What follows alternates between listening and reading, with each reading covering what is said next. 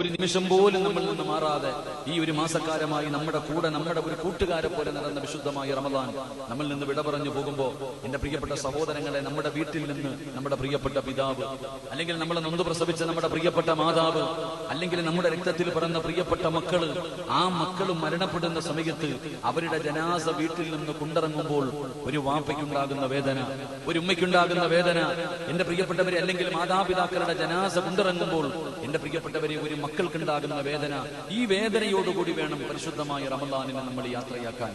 ആ വിശുദ്ധമായ റമദാൻ യാത്രയാകുമ്പോൾ നമുക്ക് അങ്ങനെ ഒരു വേദനയുണ്ടാകണം എന്റെ പ്രിയപ്പെട്ട സഹോദരങ്ങളെ. കാരണം പരിശുദ്ധമായ റമദാൻ നാളെ അള്ളാഹുവിന്റെ കോടതിയിൽ ചെല്ലുമ്പോൾ അള്ളാഹു സുബ്ഹാനഹു വ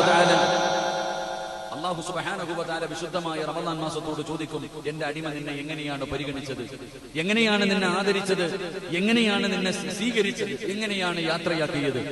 എന്റെ പ്രിയപ്പെട്ട സഹോദരങ്ങളെ, നാളെ പരലോകത്ത് വിശുദ്ധമായ റമദാൻ മാസത്തിന് ഒരാൾക്ക് സ്വർഗം വാങ്ങിക്കൊടുക്കുവാനും ഒരാൾക്ക് നരകം വാങ്ങിക്കൊടുക്കുവാനുമുള്ള അവസരം അല്ലാഹു കൊടുക്കുമെന്നാണ്.